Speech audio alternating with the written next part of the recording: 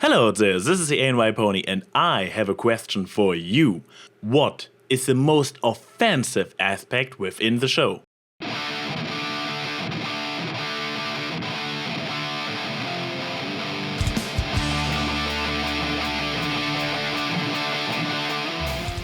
Well, considering the track record of my Ask series, probably more than one would like to answer the headcanons you and your viewers come up with. Sadly, that answer would be wrong. Not because you're not allowed to be offended by my content, even so some of you really need to toughen up a bit, but because today I want to limit my question to the content of the show itself.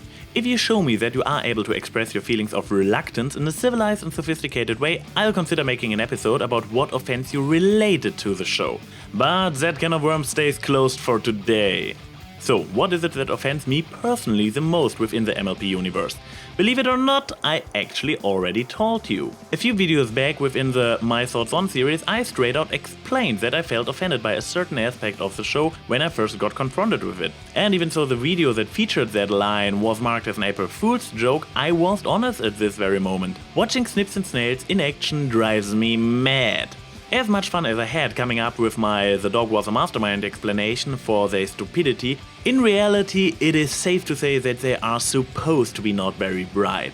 Their appearance, their behavior, their speech patterns, the sound of a crappy old engine when Snails does magic, all that clichés used to make them funny, clumsy laughingstocks. And I think this is offensive in not less than 3 levels. The first one I could easily overlook, but I'll bring it up for the sake of completeness anyways. Using all those tokens to create those, I believe special is the current political correct term, characters. This is basically the argument the soccer moms use to get derpy banned. They have features that do exist in real life, like for example Snail's slow speech. Somebody who actually does talk slow could be offended by that.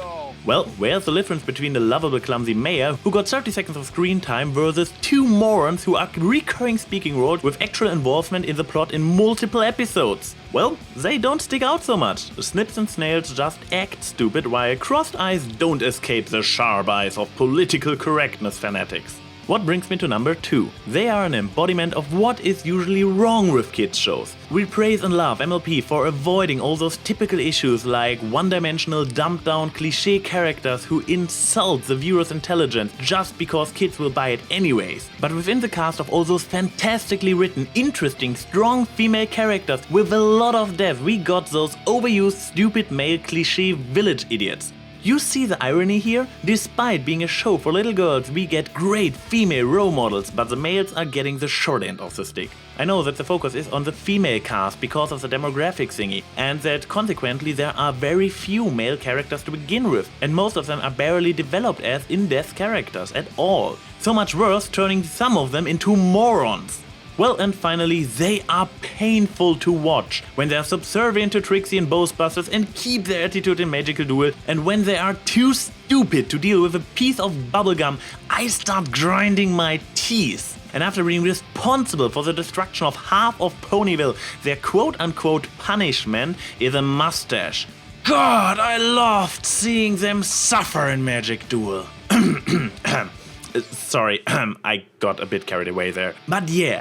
Now you know what makes me go up the walls. Sorry if I came off a bit harsh, especially to all the Snips and Snails fans out there, but well, that's the way I feel about those two. But I am sure that all of you have. Despite all the love for the show, we as bronies share 1 or 2 aspects that don't sit too well with you too. So, what within the MLP universe rubs you the wrong way? And please don't turn this into a rage fest. State your opinion in an appropriate way and respect the ones of others, even or especially if you disagree with them. Also, please upvote comments you like, that makes it a lot easier for me to spot the interesting ones.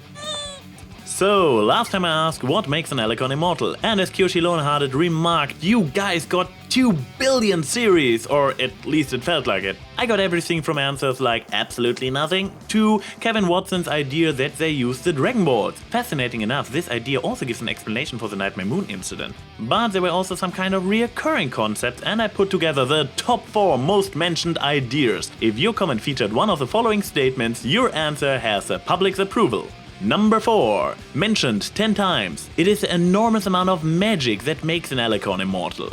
Number 3, mentioned in 19 comments, and a rather well put together video response by Turtlesquirt, the lovely tall Pegasus who can also draw pretty nicely. Alicorns are not immortal, they are simply very long living. Something that might explain why Celestia is growing weaker, as 1969 Ubik points out. Number 2, mentioned 21 times in diverse variations. Tears and Luna's connection to the particular celestial bodies makes them immortal. And the by far most often mentioned explanation, what makes an Alicorn immortal, featured in none less than 43 comments and a well done video response by TextPony. There are 2 types of Alicorns, the immortal ones, often referred to as born Alicorns, and the mortal ones, often called artificial. Well, I wonder if there is any connection to Ink Rose's video, that was just like mine, a response to Brony Curious, introduced the terms born and artificial, came out 5 days before my video and was featured on EQD. Huh, what a strange coincidence. Anyways, Stephanie Garcia has a question in this regard. If Tears on Luna's heritage makes them immortal, what about their parents? Shouldn't they be immortal too? Where are they? Luckily I got a last minute and especially for a first video pretty beautiful looking reply by Heart Song that provides a possible explanation for the Royal Sisters' origin. But well, there were a bunch of ideas differing from the top 4. Chainbait speculates Tear and Luna were created by Discord as a joke that, well, backfired in his face. Their connection to the immortal being of Chaos on the other hoof made them immortal as well. Similar idea, different angle, brought up by CoffeeDuck14. Discord cursed those 2 intentionally right before his defeat to eternal life. Following, a few theories introducing the idea of a higher power being involved. Zero Ryoko sees the Royal Sisters as heavenly avatars sent by the universe to aid the ponies against Discord. Akmalsi159 speculates that Celestia has been deployed by Equestria's god as an Alicorn recruiter. Kedera Oran has a theory that there actually is a yet-to-be-shown Pony Emperor being the one in charge who grants immortality to Alicorns of his choosing. Eevee Princess XD supposes that the Royal Sisters are actually goddesses who only took the form of otherwise mortal Alicorns. Hans Krebs comes from a different angle. To him they are not goddesses descended into Alicorn form, but Alicorn ascended into beings of energy that just kept their physical appearance as a shell. Blother MLB takes a more scientific approach, explaining immortality with a certain genetic condition, or to use a rare creature dance comparison, they are like Wolverine and Sabretooth from the X-Men. According to Nova Brony, the Royal Sisters are bound to their eternal mission to ensure harmony. Gabriel Rain says that there always have to be 2 immortal Alicorns, keeping everything in Equestria in check, but in case something happens to them, there have to be Alicorns in training, like Twilight and Cadence around, to take over. Bigger89 interprets the different types of Alicorns as different levels. Cadence and Twilight could also level up to the immortal floating main state, just like Luna did from season 1 to 2. A completely different idea by Retro's Better, no Alicorn is immortal or even overly long living. When the Royal Sisters start growing old, another younger Alicorn takes their appearance and position to keep the legacy intact. A bunch of other theories involve the elements of harmony. 6789112U supposes that the Royal Sisters cursed themselves with immortality by using the 6 elements with only 2 bearers. Lord Zenith sees the elements of harmony as a source of immortality in general, meaning that all the main 6 are now immortal and no one has to outlive anybody else.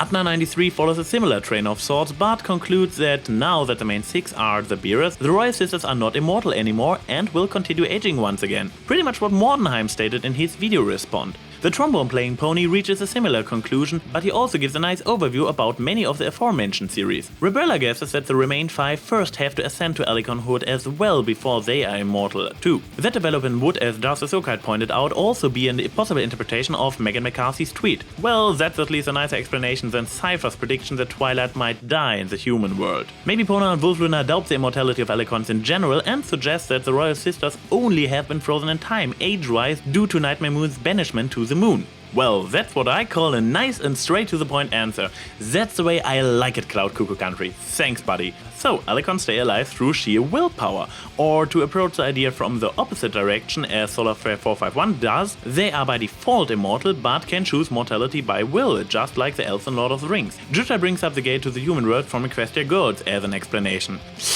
Be careful with those comments. Quite a lot of bronies enter raging panic mode as soon as you mention that movie. Well, let's finish up with a few rather out there-ish series. Rugged13 compares Alicorns to vampires. Mr. Red Waffle predicts an upcoming Ragnarok. Gothels92 asks for the revelation that Celestia has been the ultimate antagonist all the time. Aaron Bundy speculates that Discord created the 3 pony races by splitting up most of the Alicorns into them to create chaos. And Hellripper12 interprets Dowser's spell that way that immortal Alicorns are actually created by combining multiple ponies into one being. And then there's a video sponsored by Dent0195. Well, you better check it out for yourself, it is nicely short. And finally, this episode's top comment comes from Fluxer Cry. Alicorns are not physically there anymore. They represent the helpful spirits of dead ponies that, instead of moving on, remain present in the minds of all the other ponies as Alicorns to guide them. Their opposite are the changelings, hateful souls that stayed behind to feed on the emotions of the living. This is the AnYPony saying see you soon.